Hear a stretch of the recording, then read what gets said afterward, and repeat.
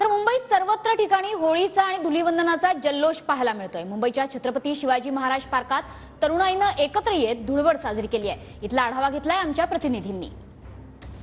संपूर्ण मुंबईत होळी सण हा मोठ्या उत्साहात साजरा केला जातोय। मी सध्या मुंबईच्या छत्रपती शिवाजी महाराज पार्कात आहे आणि शिवाजी पार्कचा संपूर्ण परिसर जर बघितला तर रंगानं न्हाऊन निघालेला आहे। तरुणाई रंग लावण्यामध्ये दंग झालेली आहे, ढोल नगाडे वाजतायत आणि या ठिकाणी होळीचा जो सण आहे तो मोठ्या प्रमाणावर साजरा केला जातोय। ही सगळी तरुणाई, आज सुट्टीचा दिवस आहे आणि त्यामुळे आपण पाहतोय की रंगाचा जो सण आहे तो कशा पद्धतीने साजरा केला जातोय। बरेचसे रंग जे आहेत, विविध रंगांनी आपल्याला रंगलेले लोक या ठिकाणी पाहायला मिळते।